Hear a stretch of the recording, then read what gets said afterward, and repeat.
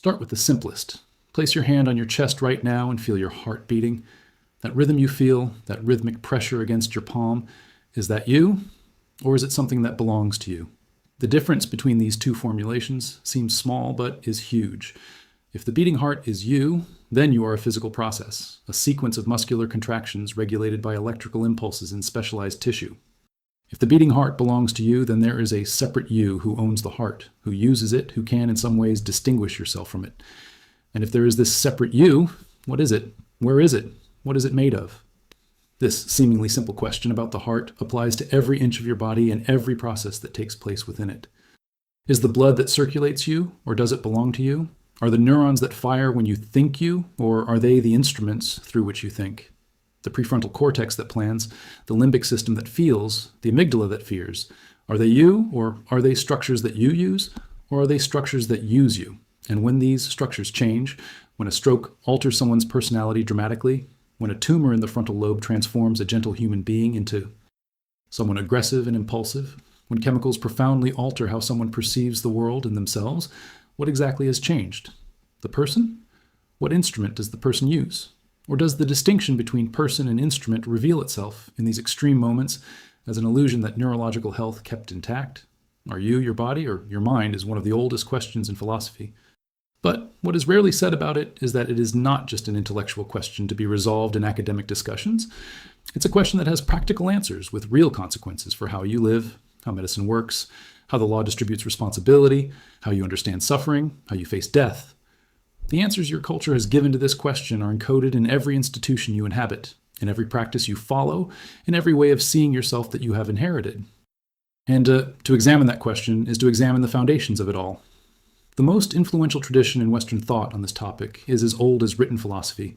The pre-Socratics already debated the nature of the soul and its relationship with the body. But it was with Plato that the separation between body and soul received its most systematic, most eloquent, and most lasting articulation. And what Plato produced was not just a philosophical theory. It was a worldview that shaped the medicine, religion, art, ethics, and politics of the Western world for more than 2 millennia. For Plato, the soul is the essential reality of the human being. The body is transient, deceptive, a source of distraction and error. The bodily senses constantly deceive us.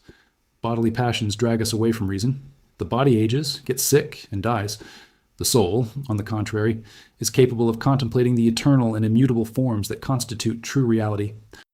Genuine knowledge is not acquired through the senses, but through reason, which is the soul's ability to access the intelligible world beyond sensible appearances. In the Phaedo, one of the most beautiful and most influential dialogues in the history of philosophy, Plato recounts Socrates' last conversation before drinking the hemlock. Socrates does not show fear. He demonstrates almost disconcerting philosophical enthusiasm, arguing that death is simply the separation of the soul from the body, and that for a genuine philosopher who has spent his life trying to separate the soul from the body through the practice of reason, death is a kind of completion. The philosopher spent his life dying in order to free the soul from bodily illusions. Physical death only completes this process. This vision has considerable beauty and internal coherence. But it also has an immense philosophical cost that the Platonic tradition has rarely examined honestly enough. If the body is the prison of the soul, if it is a source of illusion and disturbance, if genuine spiritual life consists of transcending the body, then the body and everything that is irreducible to the body, sexuality, food, illness, aging, physical pleasure, physical suffering, acquires a problematic status that has generated centuries of tortuous relationships between human beings and their own materiality.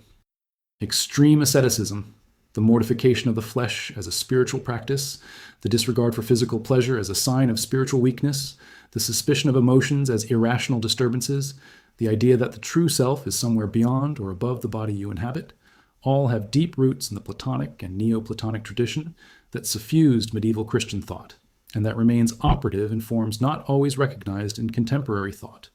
Aristotle, who was a student of Plato but developed a radically different philosophy in many aspects, proposed an alternative that avoided his master's most extreme dualism. For Aristotle, the soul is not a separate substance that inhabits the body, as a pilot inhabits a ship. The soul is the form of the living body, the principle that organizes bodily matter in such a way that it constitutes a living being with certain capabilities. Soul and body are not two separate objects that interact in mysterious ways. They are two aspects of a single reality. the distinction between matter and the principle of organization that makes this matter a living being. The Aristotelian distinction between form and matter is subtle but profound. The form of a statue is not something separate from the stone. It is the organizing principle that makes the stone that specific statue. Likewise, the soul is not separable from the body in the way Plato suggested. It is the principle that organizes bodily matter in such a way that it is a living human being with capacities for nutrition, perception, movement, desire, and reason. But this Aristotelian solution, which seems more elegant and more compatible with biology than Platonic dualism, still leaves open questions. What exactly is this organizing principle? Is it something beyond the material organization itself? Is there something about form that cannot be reduced to the specific arrangement of material parts? And when the organization dissolves in death, what exactly is lost? Just the organization, or something more? Aristotle was ambiguous on these issues, especially regarding the active intellect, a form of thought that he described as separable, impassive, and immortal, in contrast to the passive intellect, which is mortal and dissolves with the body. This ambiguity generated centuries of interpretation and debate among medieval Arab, Jewish, and Christian commentators who attempted to reconcile Aristotle with their respective religious traditions. The version of dualism that most marked modernity, however, was neither the Platonic nor the Aristotelian. It was the Cartesian one. Descartes, in the 17th century, formulated the problem in a way that resonated with the nascent mechanistic science. The physical world, including the human body, was a machine. It worked according to precise mechanical laws like an elaborate clock. The difference between a living human being and a dead body was the difference between a working machine and a stopped machine, plus the presence or absence of the rational soul. What made Descartes definitively influential was the precision with which he formulated the problem of interaction. If the mind is a completely non-physical substance, with no extension, no spatial location, no mass, how can it cause effects on a physical body? When you decide to raise your arm and the arm goes up, how does an event in a non-physical substance cause an event in a physical substance? This question, which became known as the mind-body problem, became the central problem in the philosophy of mind, and remains without a universally accepted solution to this day. Attempts to solve the problem of Cartesian interaction have divided into three main directions. The first maintained dualism, but denied direct interaction, proposing instead parallelism. Mind and body do not interact but run in parallel, synchronized by God or by some pre-established harmony, like two clocks kept perfectly synchronized by a skilled watchmaker. This was Leibniz's solution, with his doctrine of pre-established harmony between monads. The second direction abandoned substance dualism in favor of monism. There is only one type of substance in the universe. The disagreement was about which type. Idealism, associated primarily with George Berkeley in the 18th century, argued that there is only mind, and that what we call the physical world is a collection of ideas in the mind of God and in the finite minds that God created. Materialism, which was the direction that eventually dominated science and much of modern philosophy, argued that there is only matter, and that the mind is a form, a product, or an aspect of the physical. The third direction, associated with the neutral monism of philosophers such as Spinoza and later William James and Bertrand Russell, argued that there is a substance that is neither mental nor physical in a primary sense, and that mind and matter are two aspects or two modes of description of this more fundamental substance. Each of these positions has sophisticated contemporary developments.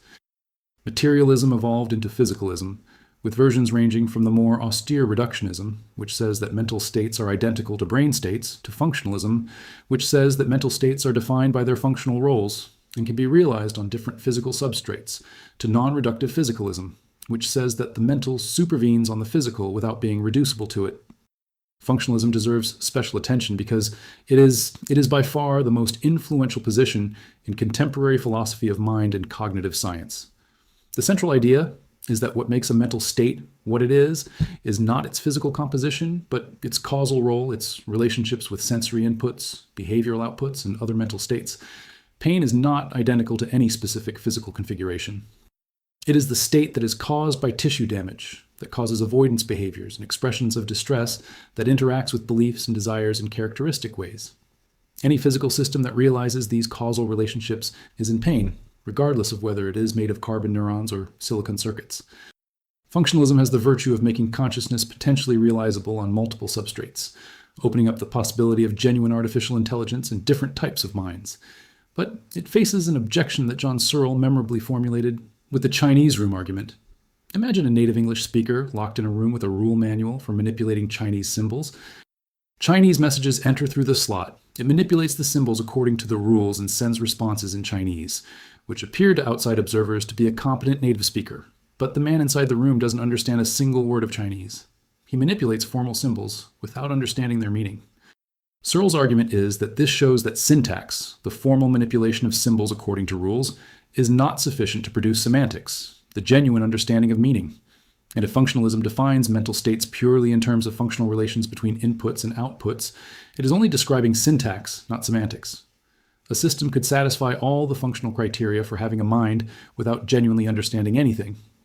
The most common functionalist answer is that the entire room, including the man, the manual, and the symbol manipulation process, understands Chinese even if the individual man does not.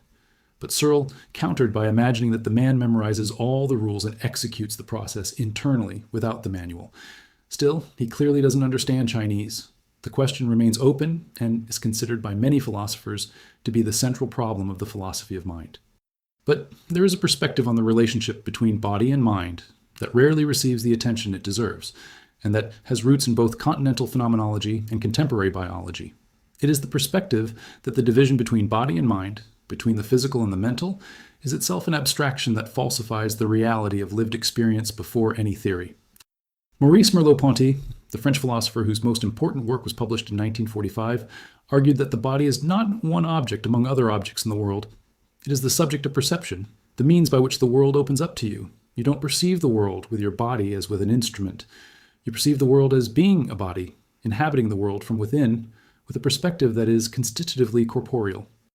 To understand what Merleau-Ponty meant, consider the difference between touching an object with your hand and touching your own hand with the other hand. When you touch an external object, there is the object touched and the subject touching.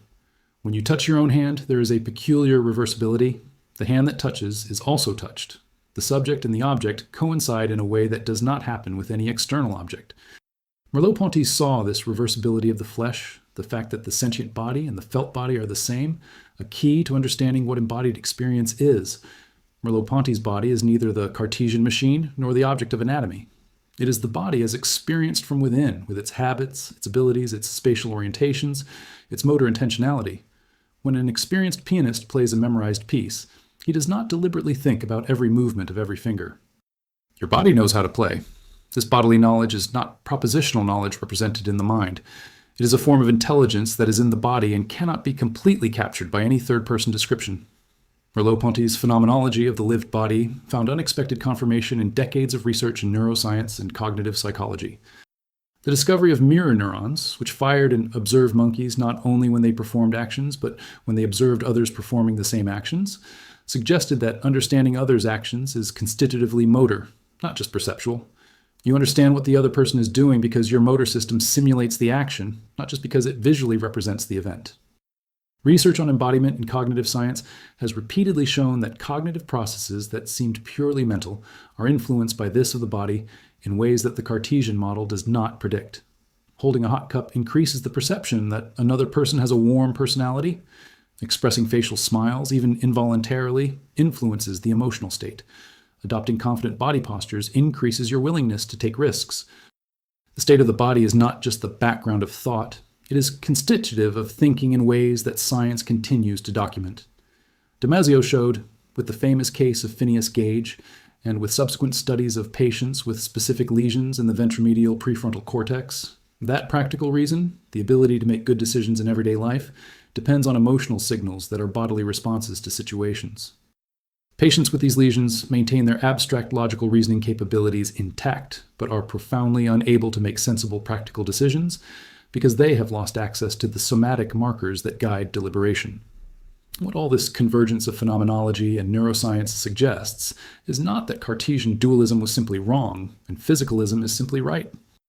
It suggests that the distinction between body and mind that they both presuppose as two clearly separable domains is itself an abstraction that does not correspond to the reality of experience and physiology.